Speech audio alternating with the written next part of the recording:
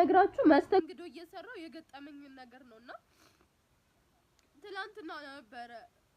ማታ ነበር 3 ሰዓት አካባቢ ሆኗልና ሁለት ወንዶች ናቸው ወጣቶች ናቸው የመጡት ማለት ነው ከዛ እራት አዘዙኝ እየበሉ ነበር እየጠጡ ምናምን አንደኛው አራዳ አንደኛው በደሌ ነበር አዘው ስጠጥ ነበርና ከዛ በጣም ነበር ስጠጥ ነበር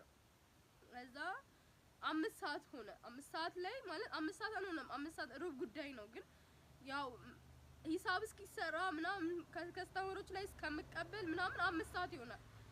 እና 5 ሰዓት ላይ ቤቱ ስለሚዘጋ ሁሉንም ሂሳብ ተቀበልኩኝ ማለት ነው እና እነሱ ስጠይቃቸው እነሱ ጋር ደርሼ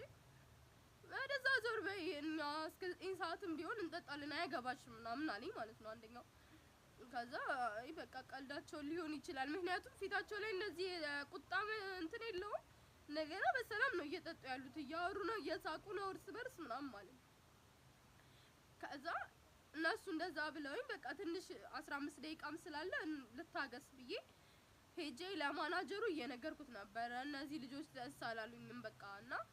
ማለት ብታናግርልኝ ደስ ይለኛል ሄጄ ላናግራቸውና አናግርልኝ አንተ አልኩት ማለት ነው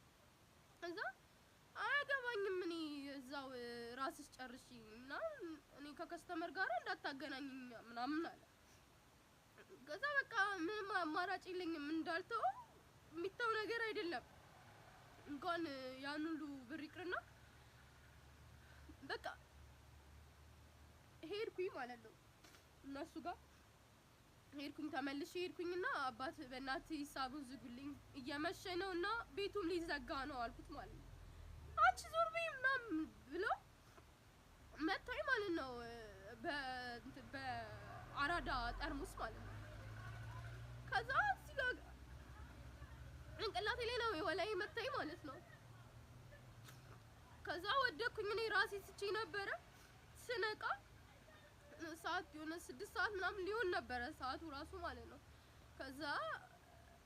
ማንንም እንደነሽ ምናምን ሆንሽ ምናምን ያለኝ ሰው የለም በቃ እነሱ ሂሳብ ሳይከፍሉ ምናምን ሄደዋል ማንንም የጠየቃቸው ሰው የለም በዛ ጭራሽ የነሱ ሂሳብ እያለ ያንን ሂሳብ ጌታ አምጥቼ ነው የምከፍለው ብዬ ጫንቆኝ ቤት ውስጥ የተሰባበረው ወንበር ብርጭቆ ምናምን አንቺ ነሽ የሚከፊው ምናምን አለኝ ማለት ነው ባለቤቱም ማናጀሩበት